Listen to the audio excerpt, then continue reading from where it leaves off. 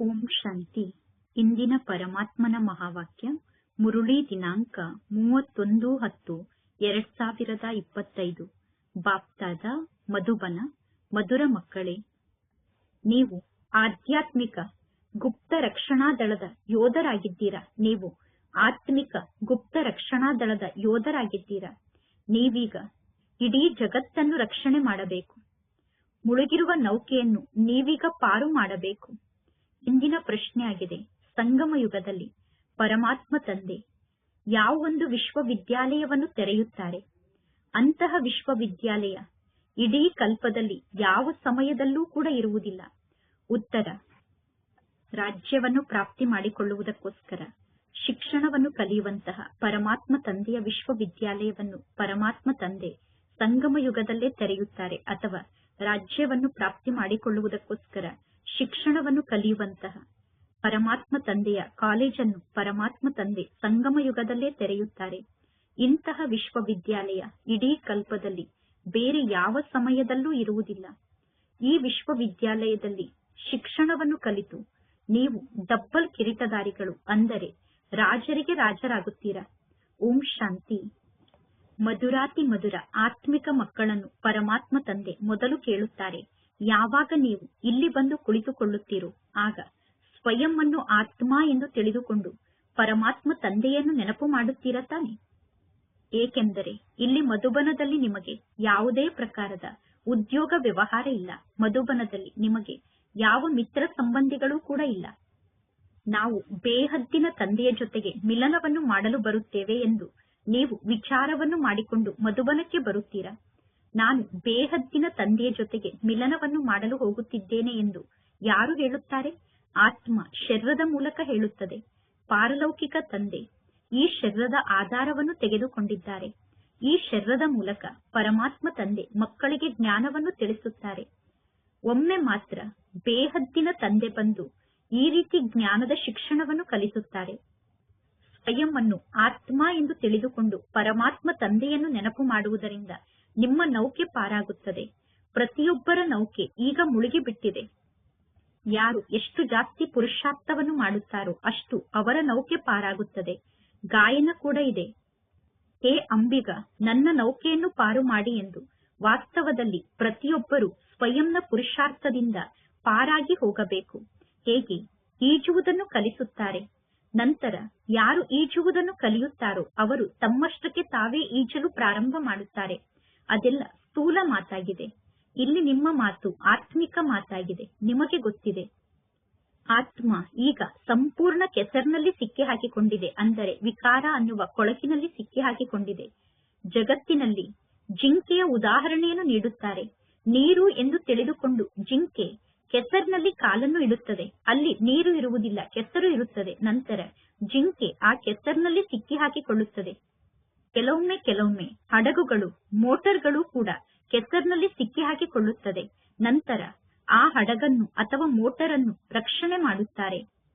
ಆ ರೀತಿ ರಕ್ಷಣೆಯನ್ನು ಮಾಡುವಂತವರು ರಕ್ಷಣಾ ದಳದ ಯೋಧರಾಗಿದ್ದಾರೆ. ನೀವು ಆತ್ಮಿಕ ಯೋಧರಾಗಿದ್ದೀರಾ. ನಿಮಗೆ ಗೊತ್ತಿದೆ, ಎಲ್ಲರೂ ಮಾಯೆಯ ಕೆಸರಿನಲ್ಲಿ ಬಹಳಷ್ಟು ಸಿಕ್ಕಿ ಹಾಕಿಕೊಂಡಿದ್ದಾರೆ. ಇದಕ್ಕೆ ಮಾಯೆಯ ಕೆಸರು ಎಂದು ಕರೆಯಲಾಗುತ್ತದೆ. ಪರಮಾತ್ಮ ತಂದೆ ತಿಳಿಸುತ್ತಾರೆ, ನೀವು ಈ ಕೆಸರಿನಿಂದ ಹೇಗೆ ಮುಕ್ತ ಆಗಬಹುದು ಎಂದು. ಲೌಕಿಕ ಜಗತ್ತಿನಲ್ಲೂ ಕೂಡ ಕೆಸರಿನಲ್ಲಿ ಸಿಕ್ಕಿ ಹಾಕಿಕೊಂಡಂತಹ ವ್ಯಕ್ತಿಗಳನ್ನು ರಕ್ಷಣೆ ಮಾಡುತ್ತಾರೆ. ಅಲ್ಲಿ ಸಹಾಯದ ಅವಶ್ಯಕತೆ ಇರುತ್ತದೆ. ವ್ಯಕ್ತಿಯ ಸಹಾಯದ ಅವಶ್ಯಕತೆ ಲೌಕಿಕ ಜಗತ್ತಿನಲ್ಲಿ ಇರುತ್ತದೆ. ಇಲ್ಲಿ ಪುನಃ ಆತ್ಮ ಹೋಗಿ ಸಂಪೂರ್ಣ ಕೆಸರಿನಲ್ಲಿ ಸಿಕ್ಕಿ ಹಾಕಿಕೊಂಡಿದೆ. ಪರಮಾತ್ಮ ತಂದೆ ನಮಗೆ ಮಾರ್ಗದ ಬಗ್ಗೆ ತಿಳಿಸುತ್ತಾರೆ. ನೀವೀಗ ಈ ಕೆಸರಿನಿಂದ ಹೇಗೆ ಮುಕ್ತ ಆಗಬಹುದು ಎಂದು ತಂದೆ ಮಕ್ಕಳಿಗೆ ತಿಳಿಸುತ್ತಾರೆ. ನೀವೀಗ ಸ್ವಯಂಗೂ ಮತ್ತು ಅನ್ಯರಿಗೂ ಮಾರ್ಗದ ಬಗ್ಗೆ ತಿಳಿಸಬೇಕು. ಅಂದರೆ ನಿಮ್ಮ ನೌಕೆ ಈ ವಿಷದ ಸಾಗರದಿಂದ ಪಾರಾಗಿ ಹೇಗೆ ಕ್ಷೀರ ಸಾಗರಕ್ಕೆ ಹೋಗಬಹುದು ಎಂದು ನೀವು ಸ್ವಯಂಗೆ ಮತ್ತು ಅನ್ಯರಿಗೆ ತಿಳಿಸಬೇಕು. ಸತ್ಯುಗಕ್ಕೆ ಕ್ಷೀರ ಸಾಗರ ಎಂದು ಕರೆಯಲಾಗುತ್ತದೆ, ಅಂದರೆ ಸತ್ಯುಗಕ್ಕೆ ಸುಖದ ಸಾಗರ ಎಂದು ಕರೆಯಲಾಗುತ್ತದೆ. ಈಗ ಈ ಜಗತ್ತು ದುಃಖದ ಸಾಗರ ಆಗಿದೆ. ರಾವಣ ದುಃಖದ ಸಾಗರದಲ್ಲಿ ಮುಳುಗಿಸುತ್ತಾರೆ. ಪರಮಾತ್ಮ ತಂದೆ ಬಂದು ಸುಖದ ಸಾಗರಕ್ಕೆ ಕರೆದುಕೊಂಡು ಹೋಗುತ್ತಾರೆ. ನಿಮಗೆ ಆತ್ಮಿಕ ರಕ್ಷಣಾ ದಳದ ಯೋಧರು ಎಂದು ಕರೆಯಲಾಗುತ್ತದೆ. ನೀವೀಗ ಶ್ರೀಮತದಂತೆ ಎಲ್ಲರಿಗೂ ಮಾರ್ಗದ ಬಗ್ಗೆ ತಿಳಿಸುತ್ತೀರಾ. ಪ್ರತಿಯೊಬ್ಬರಿಗೂ ನೀವು ತಿಳಿಸುತ್ತೀರಾ, ಇಬ್ಬರು ತಂದೆಯರು ಇದ್ದಾರೆ.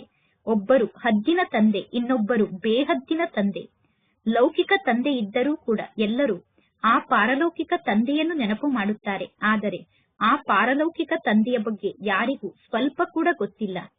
ಪರಮಾತ್ಮ ತಂದೆ ಇಲ್ಲಿ ಯಾರ ನಿಂದನೆಯನ್ನೂ ಕೂಡ ಮಾಡುವುದಿಲ್ಲ. ಆದರೆ ತಂದೆ ನಾಟಕದ ರಹಸ್ಯವನ್ನು ತಿಳಿಸುತ್ತಾರೆ. ಮಕ್ಕಳಿಗೆ ಅರ್ಥವನ್ನು ಮಾಡಿಸುವುದಕ್ಕೋಸ್ಕರ ತಂದೆ ತಿಳಿಸುತ್ತಾರೆ, ಈ ಸಮಯದಲ್ಲಿ ಎಲ್ಲಾ ಮನುಷ್ಯರು ಪಂಚವಿಕಾರ ಅನ್ನುವ ಹೆಸರಿನಲ್ಲಿ ಸಿಕ್ಕಿ ಹಾಕಿಕೊಂಡು ಅಸುರಿ ಸಂಪ್ರದಾಯದವರಾಗಿದ್ದಾರೆ ಎಂದು. ಅಸುರಿ ಸಂಪ್ರದಾಯದವರು ಹೋಗಿ ದೈವಿ ಸಂಪ್ರದಾಯದವರಿಗೆ ನಮಸ್ಕಾರವನ್ನು ಮಾಡುತ್ತಾರೆ. ಏಕೆಂದರೆ ದೈವಿ ಸಂಪ್ರದಾಯದವರು ಸಂಪೂರ್ಣ ನಿರ್ವಿಕಾರಿಗಳಾಗಿದ್ದಾರೆ. ಸನ್ಯಾಸಿಗಳಿಗೂ ಕೂಡ ನಮಸ್ಕಾರವನ್ನು ಮಾಡುತ್ತಾರೆ. ಸನ್ಯಾಸಿಗಳು ಮನೆ ಮತ್ತು ವ್ಯವಹಾರವನ್ನು ಬಿಟ್ಟು ಹೋಗುತ್ತಾರೆ, ಪವಿತ್ರರಾಗಿ ಇರುತ್ತಾರೆ. ಆ ಸನ್ಯಾಸಿಗಳಿಗೂ ಮತ್ತು ದೇವತೆಗಳಿಗೂ ಹಗಲು ರಾತ್ರಿಯಷ್ಟು ಅಂತರ ಇದೆ. ದೇವತೆಗಳ ಜನ್ಮ ಯೋಗದ ಶಕ್ತಿಯಿಂದ ಆಗುತ್ತದೆ. ಈ ಎಲ್ಲಾ ಜ್ಞಾನದ ಮಾತಿನ ಬಗ್ಗೆ ಬೇರೆ ಯಾರಿಗೂ ಗೊತ್ತಿಲ್ಲ. ಎಲ್ಲರೂ ಹೇಳುತ್ತಾರೆ, ಈಶ್ವರನ ಗತಿ ಮತ್ತು ಮತ ಭಿನ್ನ ಆಗಿದೆ. ಈಶ್ವರನ ಅಂತ್ಯವನ್ನು ಹುಡುಕಲು ಸಾಧ್ಯ ಇಲ್ಲ ಎಂದು. ಕೇವಲ ಈಶ್ವರ ಅಥವಾ ಭಗವಂತ ಎಂದು ಕರೆದಾಗ ತಂದೆಯ ಬಗ್ಗೆ ಅಷ್ಟೊಂದು ಪ್ರೀತಿ ಜಾಗೃತ ಆಗಲು ಸಾಧ್ಯ ಇಲ್ಲ. ಆದ್ದರಿಂದ ಬಹಳ ಒಳ್ಳೆಯ ಶಬ್ದ ಅಂದರೆ ಬಾಬಾ ಅನ್ನುವ ಶಬ್ದ ಆಗಿದೆ. ಮನುಷ್ಯರಿಗೆ ಬೇಹದ್ದಿನ ತಂದೆಯ ಬಗ್ಗೆ ಗೊತ್ತಿಲ್ಲ. ಅಂದ ಮೇಲೆ ತಂದೆಯ ಬಗ್ಗೆ ಅರ್ಥ ಮಾಡಿಕೊಳ್ಳದೇ ಇರುವ ಕಾರಣ ಮನುಷ್ಯರು ಅನಾಥರಾಗಿದ್ದಾರೆ. ಮ್ಯಾಗಝಿನಲ್ಲೂ ಕೂಡ ಬಂದಿದೆ, ಮನುಷ್ಯರು ಏನನ್ನು ಹೇಳುತ್ತಾರೆ ಮತ್ತು ಭಗವಂತ ತಂದೆ ಏನನ್ನು ಹೇಳುತ್ತಾರೆ ಎಂದು. ಪರಮಾತ್ಮ ತಂದೆ ಎಂದು ಯಾರಿಗೂ ನಿಂದನೆಯನ್ನು ಮಾಡುವುದಿಲ್ಲ. ತಂದೆ ಮಕ್ಕಳಿಗೆ ಜ್ಞಾನದ ಮಾತನ್ನು ತಿಳಿಸುತ್ತಾರೆ. ಏಕೆಂದರೆ ತಂದೆಗೆ ಎಲ್ಲರ ಬಗ್ಗೆ ಗೊತ್ತಿದೆ. ಮಕ್ಕಳಿಗೆ ತಿಳಿಸುವುದಕ್ಕೋಸ್ಕರ ತಂದೆ ಇವರಲ್ಲಿ ಅಸುರಿ ಗುಣ ಇದೆ, ಇಂಥವರು ಪರಸ್ಪರ ಜಗಳವನ್ನು ಮಾಡುತ್ತಿದ್ದಾರೆ ಎಂದು ಹೇಳುತ್ತಾರೆ. ಇಲ್ಲಿ ನೀವು ಜಗಳವನ್ನು ಮಾಡುವ ಅವಶ್ಯಕತೆಯೇ ಇಲ್ಲ. ಕಲಿಯುಗಿ ಜಗತ್ತಿನಲ್ಲಿ ಕೌರವರು ಇದ್ದಾರೆ, ಅಂದರೆ ಅಸುರಿ ಸಂಪ್ರದಾಯದವರು ಇದ್ದಾರೆ. ಇಲ್ಲಿ ದೈವಿ ಸಂಪ್ರದಾಯದವರು ಇದ್ದಾರೆ. ಪರಮಾತ್ಮ ತಂದೆ ತಿಳಿಸುತ್ತಾರೆ, ಮನುಷ್ಯರಿಗೆ ಮುಕ್ತಿ ಮತ್ತು ಜೀವನ್ ಮುಕ್ತಿಯನ್ನು ಪ್ರಾಪ್ತಿ ಮಾಡಿಸಲು ರಾಜಯೋಗವನ್ನು ಕಲಿಸಲು ಸಾಧ್ಯ ಇಲ್ಲ.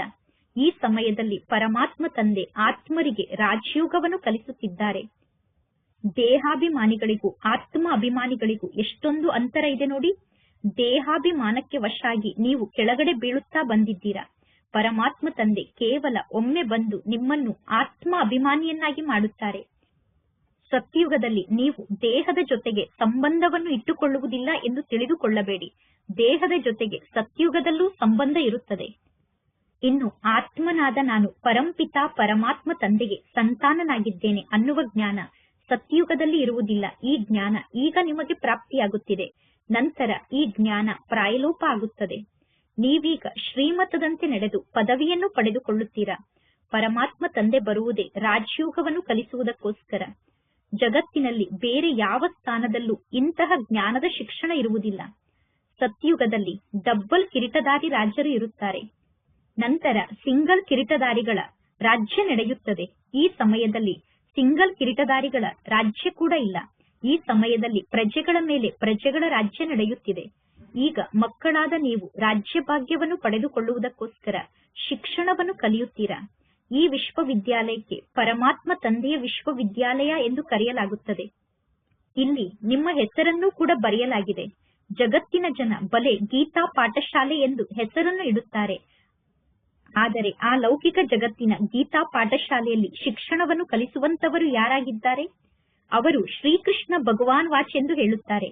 ಈಗ ಶ್ರೀಕೃಷ್ಣ ಅಂತೂ ಶಿಕ್ಷಣವನ್ನು ಕಲಿಸಲು ಸಾಧ್ಯ ಇಲ್ಲ. ಶ್ರೀಕೃಷ್ಣ ಸ್ವಯಂ ಪಾಠಶಾಲೆಗೆ ಶಿಕ್ಷಣವನ್ನು ಕಲಿಯುವುದಕ್ಕೋಸ್ಕರ ಹೋಗುತ್ತಾರೆ. ಸತ್ಯುಗದಲ್ಲಿ ರಾಜಕುಮಾರ ಮತ್ತು ರಾಜಕುಮಾರಿ ಹೇಗೆ ಶಾಲೆಗೆ ಹೋಗುತ್ತಾರೆ? ಸತ್ಯುಗದಲ್ಲಿ ಬೇರೆ ಭಾಷೆಯೇ ಇರುತ್ತದೆ. ಸಂಸ್ಕೃತದಲ್ಲಿ ಗೀತೆಯನ್ನು ನುಡಿಸಲಾಯಿತು ಎಂದು ತಿಳಿದುಕೊಳ್ಳಬೇಡಿ. ಈಗ ಈ ಜಗತ್ತಿನಲ್ಲಿ ಅನೇಕ ಪ್ರಕಾರದ ಭಾಷೆ ಇದೆ. ಎಂತಹ ರಾಜರು ಇರುತ್ತಾರೋ ಆ ರಾಜರು ತಮ್ಮ ಭಾಷೆಯನ್ನು ಬಳಸುತ್ತಾರೆ. ಆ ರಾಜರಿಗೆ ತಕ್ಕಂತೆ ಆ ರಾಜ್ಯದಲ್ಲಿ ಅದೇ ರೀತಿ ಭಾಷೆ ನಡೆಯುತ್ತದೆ. ಯಾವ ರಾಜರು ಕೂಡ ಸಂಸ್ಕೃತ ಭಾಷೆಯನ್ನು ಬಳಸುವುದಿಲ್ಲ. ಇಲ್ಲಿ ಬಾಬಾ ಸಂಸ್ಕೃತದಲ್ಲಿ ನಮಗೆ ಶಿಕ್ಷಣವನ್ನು ಕಲಿಸುತ್ತಿಲ್ಲ. ಪರಮಾತ್ಮ ತಂದೆ ರಾಜಯೋಗವನ್ನು ಕಲಿಸುತ್ತಾರೆ. ಸತ್ಯುಗಕ್ಕೋಸ್ಕರ ತಂದೆ ರಾಜಯೋಗವನ್ನು ಕಲಿಸುತ್ತಿದ್ದಾರೆ. ಪರಮಾತ್ಮ ತಂದೆ ತಿಳಿಸುತ್ತಾರೆ, ಕಾಮ ಮಹಾಶತ್ರು ಆಗಿದೆ. ಈ ಕಾಮ ವಿಕಾರದ ಮೇಲೆ ನೀವೀಗ ವಿಜಯವನ್ನು ಪಡೆದುಕೊಳ್ಳಿ. ಪರಮಾತ್ಮ ತಂದೆ ಮಕ್ಕಳಿಗೆ ಪ್ರತಿಜ್ಞೆಯನ್ನು ಮಾಡಿಸುತ್ತಾರೆ. ಯಾರೆಲ್ಲ ಇಲ್ಲಿಗೆ ಬರುತ್ತಾರೋ ಅವರ ಮೂಲಕ ಪ್ರತಿಜ್ಞೆಯನ್ನು ಮಾಡಿಸಲಾಗುತ್ತದೆ. ಕಾಮ ವಿಕಾರದ ಮೇಲೆ ವಿಜಯವನ್ನು ಪಡೆದುಕೊಳ್ಳುವುದರಿಂದ ನೀವು ಜಗಜ್ಜೀತರಾಗುತ್ತೀರಾ. ಕಾಮ ವಿಕಾರವೇ ಮುಖ್ಯವಾದ ವಿಕಾರ ಆಗಿದೆ. ಈ ಕಾಮ ವಿಕಾರದ ಮೂಲಕ ಹಿಂಸೆಯನ್ನು ಮಾಡುವುದು ದ್ವಾಪರ ಯುಗದಿಂದ ನಡೆಯುತ್ತಿದೆ. ದ್ವಾಪರ ಯುಗದಿಂದ ಕಾಮ ವಿಕಾರದ ಕಾರಣ ವಾಮ ಮಾರ್ಗ ಪ್ರಾರಂಭ ಆಗುತ್ತದೆ. ದೇವತೆಗಳು ಹೇಗೆ ವಾಮ ಮಾರ್ಗದಲ್ಲಿ ಬರುತ್ತಾರೆ? ದೇವತೆಗಳು ವಾಮ ಮಾರ್ಗಕ್ಕೆ ಬಂದಂತಹ ನೆನಪಾರ್ಥದ ಮಂದಿರ ಕೂಡ ಇದೆ. ಆ ಮಂದಿರದಲ್ಲಿ ಬಹಳಷ್ಟು ಚೀಚಿ ಕೊಳಕು ಚಿತ್ರವನ್ನು ನಿರ್ಮಾಣ ಮಾಡಿದ್ದಾರೆ. ಇನ್ನು ದೇವತೆಗಳು ಯಾವಾಗ ವಾಮ ಮಾರ್ಗಕ್ಕೆ ಹೋದರು ಅನ್ನುವ ತಿಥಿ ತಾರೀಖಿನ ಬಗ್ಗೆ ಯಾರಿಗೂ ಗೊತ್ತಿಲ್ಲ. ಇದರಿಂದ ಸಿದ್ಧ ಆಗುತ್ತದೆ, ಕಾಮಚಿತೆಯ ಮೇಲೆ ಕುಳಿತುಕೊಳ್ಳುವ ಕಾರಣ ಎಲ್ಲರೂ ಕಪ್ಪಾಗುತ್ತಾರೆ.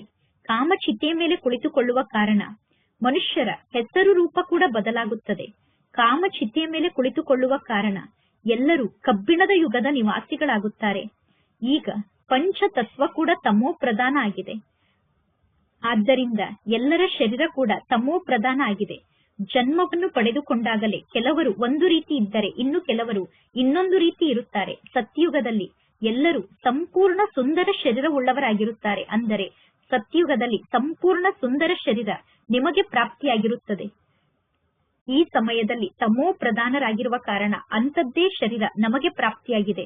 ಮನುಷ್ಯರು ಈಶ್ವರ, ಪ್ರಭು ಮುಂತಾದ ಅನೇಕ ಹೆಸರಿನಿಂದ ಪರಮಾತ್ಮ ತಂದೆಯನ್ನು ನೆನಪು ಮಾಡುತ್ತಾರೆ. ಆದರೆ ಪಾಪ ಅವರಿಗೆ ಯಾವ ಜ್ಞಾನದ ಮಾತು ಗೊತ್ತಿಲ್ಲ. ಆತ್ಮ ತನ್ನ ತಂದೆಯನ್ನು ನೆನಪು ಮಾಡುತ್ತದೆ, ಹೇ ಬಾಬಾ, ನೀವು ಬಂದು ನನಗೆ ಶಾಂತಿಯನ್ನು ನೀಡಿ ಎಂದು. ಇಲ್ಲಿ ನಾವು ಕರ್ಮೇಂದ್ರಿಯದ ಮೂಲಕ ಪಾತ್ರವನ್ನು ಅಭಿನಯ ಮಾಡುತ್ತಿದ್ದೇವೆ. ಅಂದ ಮೇಲೆ ಈ ಜಗತ್ತಿನಲ್ಲಿ ನಮಗೆ ಶಾಂತಿ ಹೇಗೆ ಸಿಗಲು ಸಾಧ್ಯ? ವಿಶ್ವದಲ್ಲಿ ಶಾಂತಿ ಇತ್ತು. ಯಾವಾಗ ವಿಶ್ವದಲ್ಲಿ ಶಾಂತಿ ಇತ್ತು ಅಂದರೆ ಯಾವಾಗ ಈ ಲಕ್ಷ್ಮೀ ನಾರಾಯಣರ ರಾಜ್ಯ ಇತ್ತು, ಆಗ ವಿಶ್ವದಲ್ಲಿ ಶಾಂತಿ ಇತ್ತು.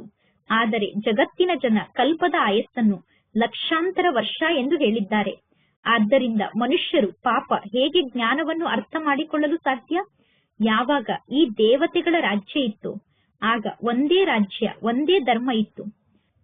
ಬೇರೆ ಯಾವ ದೇಶದಲ್ಲೂ ಕೂಡ ಒಂದೇ ಧರ್ಮ, ಒಂದೇ ರಾಜ್ಯ ಇರುತ್ತದೆ ಎಂದು ಎಂದೂ ಹೇಳುವುದಿಲ್ಲ. ಈಗ ಒಂದೇ ರಾಜ್ಯ ಸ್ಥಾಪನೆ ಆಗಬೇಕು ಎಂದು ಆತ್ಮ ಬೇಡಿಕೊಳ್ಳುತ್ತದೆ. ಈಗ ನಾವು ಒಂದು ರಾಜ್ಯವನ್ನು ಸ್ಥಾಪನೆ ಮಾಡುತ್ತಿದ್ದೇವೆ ಎಂದು ಆತ್ಮರಾದ ನಿಮಗೆ ಗೊತ್ತಿದೆ. ಸತ್ಯುಗದಲ್ಲಿ ನೀವು ಸಂಪೂರ್ಣ ವಿಶ್ವಕ್ಕೆ ಮಾಲೀಕರಾಗಿರುತ್ತೀರಾ.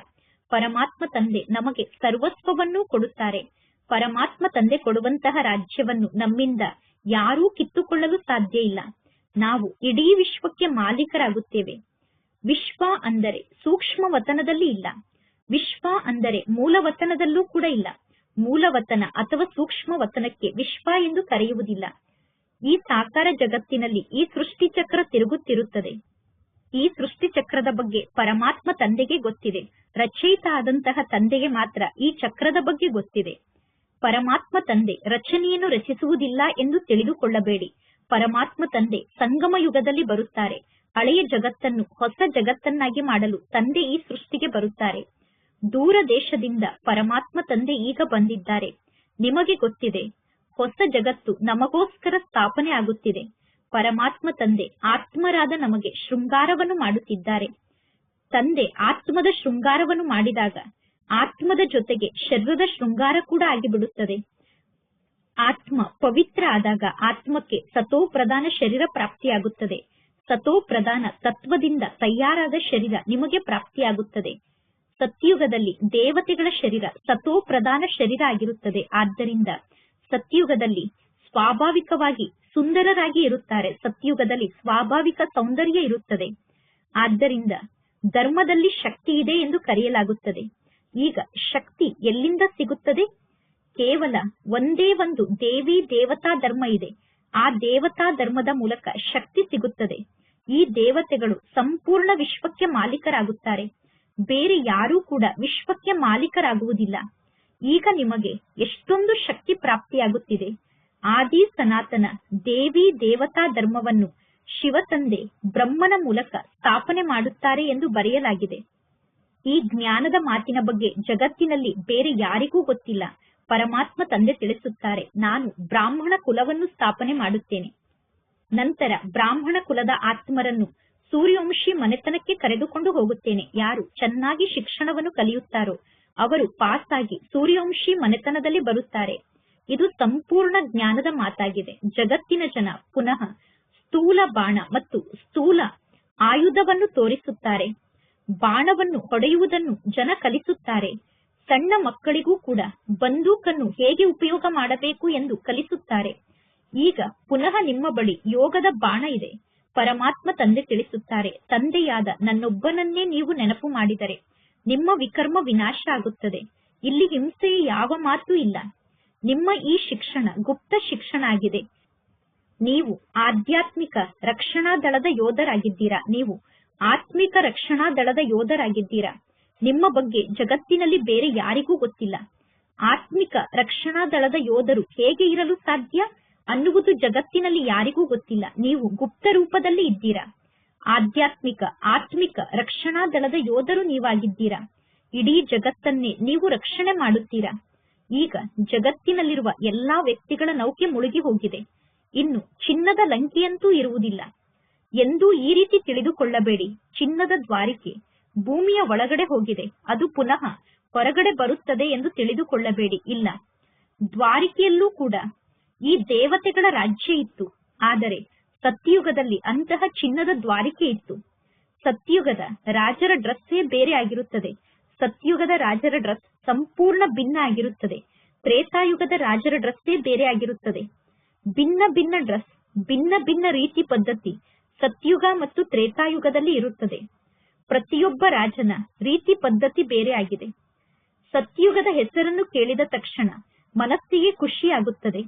ಎಲ್ಲರೂ ಹೇಳುತ್ತಾರೆ ಸ್ವರ್ಗ ವೈಕುಂಠ ಎಂದು. ಆದರೆ ಸ್ವರ್ಗ ಮತ್ತು ವೈಕುಂಠದ ಬಗ್ಗೆ ಯಾವ ಮನುಷ್ಯರಿಗೂ ಸ್ವಲ್ಪ ಕೂಡ ಗೊತ್ತಿಲ್ಲ. ಮುಖ್ಯ ಮಾತು ಅಂದರೆ ದಿಲ್ವಾಡ ಮಂದಿರ ಆಗಿದೆ. ಈ ದಿಲ್ವಾಡ ಮಂದಿರ ನಿಮ್ಮ ಸಂಪೂರ್ಣ ನೆನಪಾರ್ಥವಾದ ಮಂದಿರ ಆಗಿದೆ. ಮಾಡೆಲ್ಸ್ ಅನ್ನು ಸದಾ ಸಣ್ಣದಾಗಿ ನಿರ್ಮಾಣ ಮಾಡುತ್ತಾರೆ. ಈ ದಿಲ್ವಾಡ ಮಂದಿರದಲ್ಲಿ ನಿಮ್ಮ ಎಕ್ಯುರೇಟ್ ಆದ ಮಾಡೆಲ್ಸ್ ಇದೆ. ದಿಲ್ವಾಡ ಮಂದಿರದಲ್ಲಿ ಶಿವತಂದೆ ಕೂಡ ಇದ್ದಾರೆ, ಆದಿದೇವ ಕೂಡ ಇದ್ದಾರೆ. ಮೇಲೆ ಸ್ವರ್ಗವನ್ನು ತೋರಿಸಿದ್ದಾರೆ, ವೈಕುಂಠವನ್ನು ತೋರಿಸಿದ್ದಾರೆ. ಶಿವತಂದೆ ಇದ್ದ ಮೇಲೆ ಅವಶ್ಯವಾಗಿ ಶಿವತಂದೆಗೆ ರಥ ಅಂತೂ ಇರಲೇಬೇಕು ತಾನೆ. ರಥ ಆದಂತಹ ಆದಿದೇವ ಕೂಡ ದಿಲ್ವಾಡ ಮಂದಿರದಲ್ಲಿ ಕುಳಿತಿದ್ದಾರೆ. ಆದರೆ ಈ ಮಾತು ಬೇರೆ ಯಾರಿಗೂ ಕೂಡ ಗೊತ್ತಿಲ್ಲ. ಬ್ರಹ್ಮನ ಶರೀರ ಶಿವತಂದೆಯ ರಥ ಆಗಿದೆ. ಮಹಾವೀರರೇ ರಾಜ್ಯವನ್ನು ಪ್ರಾಪ್ತಿ ಮಾಡಿಕೊಳ್ಳುತ್ತಾರೆ. ಆತ್ಮಕ್ಕೆ ಹೇಗೆ ಶಕ್ತಿ ಪ್ರಾಪ್ತಿಯಾಗುತ್ತದೆ, ಆತ್ಮದಲ್ಲಿ ಹೇಗೆ ಶಕ್ತಿ ಬರುತ್ತದೆ ಅನ್ನುವುದು ಈಗ ನಿಮಗೆ ಗೊತ್ತಿದೆ. ಗಳಿಗೆ ಗಳಿಗೆಗೂ ಸ್ವಯಂವನ್ನು ಆತ್ಮ ಎಂದು ತಿಳಿದುಕೊಳ್ಳಿ. ಆತ್ಮನಾದ ನಾನು ಸತೋ ಪ್ರಧಾನ ಆತ್ಮನಾಗಿದ್ದೆ. ನಾನು ಸತೋ ಪ್ರಧಾನ ಆಗಿದ್ದಾಗ ನನ್ನಲ್ಲಿ ಪವಿತ್ರತೆ ಇತ್ತು. ಶಾಂತಿಧಾಮ ಮತ್ತು ಸುಖಧಾಮದಲ್ಲಿ ಅವಶ್ಯವಾಗಿ ನಾವು ಪವಿತ್ರರಾಗಿ ಇರುತ್ತೇವೆ. ಈಗ ಇದೆಲ್ಲ ಎಷ್ಟು ಸಹಜವಾದ ಜ್ಞಾನದ ಮಾತಾಗಿದೆ ಅನ್ನುವ ಮಾತು ನಮ್ಮ ಬುದ್ಧಿಯಲ್ಲಿ ಧಾರಣೆ ಆಗಿದೆ. ಭಾರತ ದೇಶ ಸತ್ಯಯುಗದಲ್ಲಿ ಪವಿತ್ರ ದೇಶ ಆಗಿತ್ತು. ಅಪವಿತ್ರ ಆತ್ಮರು ಸತ್ಯಯುಗದಲ್ಲಿ ಇರಲು ಸಾಧ್ಯ ಇಲ್ಲ. ಇಷ್ಟೆಲ್ಲಾ ಪತಿತ ಆತ್ಮರು ಹೇಗೆ ವಾಪಸ್ ಮೇಲೆ ಹೋಗಲು ಸಾಧ್ಯ? ಅವಶ್ಯವಾಗಿ ಎಲ್ಲಾ ಆತ್ಮರು ಪವಿತ್ರರಾಗಿ ವಾಪಸ್ ಮನೆಗೆ ಹೋಗುತ್ತಾರೆ. ಈ ಜಗತ್ತಿಗೆ ಬೆಂಕಿ ಹತ್ತುತ್ತದೆ. ನಂತರ ಎಲ್ಲಾ ಆತ್ಮರು ವಾಪಸ್ ಮನೆಗೆ ಹೋಗುತ್ತಾರೆ. ಇನ್ನು ಎಲ್ಲರ ಶರೀರ ಇಲ್ಲೇ ಉಳಿದುಕೊಳ್ಳುತ್ತದೆ. ಕಲಿಯುಗದಲ್ಲಿ ಬಹಳಷ್ಟು ಸಂಕೇತಗಳು ಕೂಡ ಇದೆ. ಹೋಲಿಕಾ ಅನ್ನುವ ಶಬ್ದದ ಅರ್ಥ ಕೂಡ ಯಾರಿಗೂ ಗೊತ್ತಿಲ್ಲ. ಈಗ ಇಡೀ ಜಗತ್ತೇ ಈ ಜ್ಞಾನ ಯಜ್ಞದಲ್ಲಿ ಸ್ವಾಹ ಆಗಬೇಕು. ಇದು ಜ್ಞಾನ ಯಜ್ಞ ಆಗಿದೆ. ಜ್ಞಾನ ಅನ್ನುವ ಶಬ್ದವನ್ನು ತೆಗೆದುಹಾಕಿ ಕೇವಲ ರುದ್ರ ಯಜ್ಞ ಎಂದು ಕರೆಯುತ್ತಾರೆ. ವಾಸ್ತವದಲ್ಲಿ ಇದು ರುದ್ರ ಜ್ಞಾನ ಯಜ್ಞ ಆಗಿದೆ. ಬ್ರಾಹ್ಮಣರ ಮೂಲಕ ಈ ಯಜ್ಞವನ್ನು ರಚನೆ ಮಾಡಲಾಗುತ್ತದೆ. ನೀವು ಸತ್ಯ ಸತ್ಯ ಬ್ರಾಹ್ಮಣರಾಗಿದ್ದೀರಾ. ನೀವು ಪ್ರಜಾಪಿತ ಬ್ರಹ್ಮನಿಗೆ ಮಕ್ಕಳಾಗಿದ್ದೀರಾ. ಬ್ರಹ್ಮನ ಮೂಲಕ ಮನುಷ್ಯ ಸೃಷ್ಟಿಯನ್ನು ರಚನೆ ಮಾಡಲಾಗುತ್ತದೆ. ಬ್ರಹ್ಮನಿಗೆ ಗ್ರೇಟ್ ಗ್ರೇಟ್ ಗ್ರ್ಯಾಂಡ್ ಫಾದರ್ ಎಂದು ಕರೆಯಲಾಗುತ್ತದೆ. ಹೇಗೆ ವಂಶಾವಳಿ ಇರುತ್ತದೆ ತಾನೆ, ಹೇಗೆ ಬೇರೆ ಬೇರೆ ಮನೆತನದವರ ವಂಶಾವಳಿ ಇದೆ. ಈಗ ನಿಮ್ಮ ಬುದ್ಧಿಯಲ್ಲಿ ಇದೆ. ಮೂಲ ವತನದಲ್ಲಿ ಆತ್ಮರ ವೃಕ್ಷ ಇದೆ. ಕಾಯ್ದೆಗನುಸಾರವಾಗಿ ಮೂಲ ವತನದಲ್ಲಿ ಆತ್ಮರ ವೃಕ್ಷ ಇದೆ. ಆ ಆತ್ಮರ ವೃಕ್ಷದಲ್ಲಿ ಮೇಲೆ ಶಿವತಂದೆ ಇದ್ದಾರೆ. ನಂತರ ಬ್ರಹ್ಮ ವಿಷ್ಣು ಶಂಕರ ಇದ್ದಾರೆ. ನಂತರ ಲಕ್ಷ್ಮೀ ನಾರಾಯಣ ಮುಂತಾದ ಎಲ್ಲಾ ಮನುಷ್ಯರ ವೃಕ್ಷ ಈ ವೃಕ್ಷ ಆಗಿದೆ. ಒಳ್ಳೆಯದು. ಮಧುರಾತಿ ಮಧುರ ಅಗಲಿ ಹೋಗಿ ಮರಳಿ ಸಿಕ್ಕಿರುವ ಮಕ್ಕಳ ಪ್ರತಿ ಮಾತ್ಪಿತಾ ಬಾಪ್ತಾದರವರ ನೆನಪು, ಪ್ರೀತಿ ಹಾಗೂ ಸುಪ್ರಭಾತ. ಆತ್ಮಿಕ ಮಕ್ಕಳಿಗೆ ಆತ್ಮಿಕ ತಂದೆಯ ನಮಸ್ತೆ. ಆತ್ಮಿಕ ತಂದೆಗೆ ಆತ್ಮಿಕ ಮಕ್ಕಳ ನೆನಪು, ಪ್ರೀತಿ ಹಾಗೂ ನಮಸ್ತೆ ನಮಸ್ತೆ ನಮಸ್ತೆ. ಧಾರಣೆಗೋಸ್ಕರ ಮುಖ್ಯ ಸಾರ. ಫಸ್ಟ್ ಪಾಯಿಂಟ್, ಆತ್ಮಿಕ ರಕ್ಷಣಾ ದಳದ ಯೋಧರಾಗಿ ಸ್ವಯಂಗೆ ಮತ್ತು ಸರ್ವರಿಗೆ ಮಾರ್ಗದ ಬಗ್ಗೆ ತಿಳಿಸಬೇಕು. ಇಡೀ ಜಗತ್ತನ್ನು ವಿಷದ ಸಾಗರದಿಂದ ಪಾರು ಮಾಡುವುದಕ್ಕೋಸ್ಕರ ಪರಮಾತ್ಮ ತಂದೆಗೆ ಸಂಪೂರ್ಣ ಸಹಯೋಗಿಗಳಾಗಬೇಕು. ಸೆಕೆಂಡ್ ಪಾಯಿಂಟ್, ಜ್ಞಾನ ಮತ್ತು ಯೋಗದ ಮೂಲಕ ಪವಿತ್ರರಾಗಿ ಆತ್ಮದ ಶೃಂಗಾರವನ್ನು ಮಾಡಿಕೊಳ್ಳಬೇಕು. ಶರೀರದ ಶೃಂಗಾರವನ್ನು ಮಾಡಿಕೊಳ್ಳಬಾರದು. ಆತ್ಮವನ್ನು ಪವಿತ್ರ ಮಾಡಿಕೊಂಡಾಗ ಸ್ವತಃ ಶರೀರದ ಶೃಂಗಾರ ಆಗುತ್ತದೆ. ಇಂದಿನ ವರದಾನ ಆಗಿದೆ. ದೂರ ಆಗುವ ಬದಲು ಪ್ರತಿಕ್ಷಣ ತಂದೆಯ ಆಶ್ರಯದ ಅನುಭವವನ್ನು ಮಾಡುವಂತಹ ನಿಶ್ಚಯ ಬುದ್ಧಿ ಉಳ್ಳಂತಹ ವಿಜಯೀ ಆತ್ಮರಾಗಿ ವಿಜಯೀ ಭವ ಅನ್ನುವ ವರದಾನವನ್ನು ಪ್ರಾಪ್ತಿ ಮಾಡಿಕೊಂಡಂತಹ ಆತ್ಮರು ಪ್ರತಿಕ್ಷಣ ನಾನು ಆಶ್ರಯದಾತನ ಆಶ್ರಯದ ಕೆಳಗಡೆ ಇದ್ದೇನೆ ಎಂದು ಅನುಭವವನ್ನು ಮಾಡುತ್ತಾರೆ. ಅವರ ಮನಸ್ಸಿನಲ್ಲಿ ಸಂಕಲ್ಪ ಮಾತ್ರದಲ್ಲೂ ಕೂಡ ಆಶ್ರಯದಿಂದ ದೂರ ಆಗಿದ್ದೇನೆ ಎಂದು ಅನುಭವ ಆಗುವುದಿಲ್ಲ. ಅಂದರೆ ನನಗೆ ಆಶ್ರಯವೇ ಇಲ್ಲ ಎಂದು ಅನುಭವ ಆಗುವುದಿಲ್ಲ ಮತ್ತು ಒಂಟಿತನದ ಅನುಭವ ಅವರಿಗೆ ಆಗುವುದಿಲ್ಲ. ಎಂದೂ ಕೂಡ ಅವರು ಬೇಸರಕ್ಕೊಳಗಾಗುವುದಿಲ್ಲ ಅಥವಾ ಅಲ್ಪ ಕಾಲದ ಹದ್ದಿನ ವೈರಾಗ್ಯ ಅವರಿಗೆ ಬರುವುದಿಲ್ಲ. ಅವರು ಎಂದು ಯಾವ ಕಾರ್ಯದಿಂದಲೂ ದೂರ ಆಗುವುದಿಲ್ಲ. ಸಮಸ್ಯೆಯಿಂದ ದೂರ ಆಗಲು ಬಯಸುವುದಿಲ್ಲ. ವ್ಯಕ್ತಿಗಳಿಂದ ದೂರ ಆಗುವುದಿಲ್ಲ.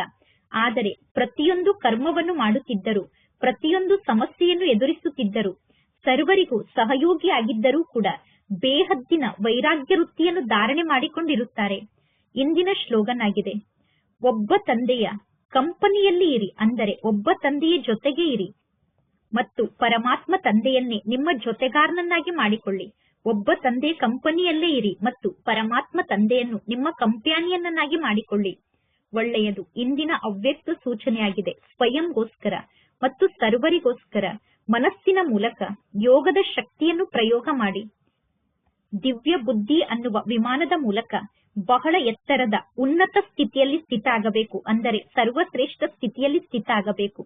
ಅವ್ಯಕ್ತ ವತನದ ವಾಸಿಗಳಾಗಿ ವಿಶ್ವದ ಸರ್ವ ಆತ್ಮರ ಬಗ್ಗೆ ಶುಭ ಭಾವನೆ, ಶುಭ ಕಾಮನೆಯನ್ನು ಇಟ್ಟುಕೊಂಡು ಸಹಯೋಗದ ಅಲೆಯನ್ನು ಇಡೀ ವಿಶ್ವದಲ್ಲಿ ಹರಡಿ ಯೋಗದ ಪ್ರಯೋಗದ ಮೂಲಕ ದುಃಖಿ ಆತ್ಮರಿಗೆ, ಅಶಾಂತ ಆದಂತಹ ಆತ್ಮರಿಗೆ ಶಾಂತಿ ಮತ್ತು ಶಕ್ತಿಯ ಕಿರಣವನ್ನು ನೀಡಿ. ಒಳ್ಳೆಯದು. ಓಂ ಶಾಂತಿ.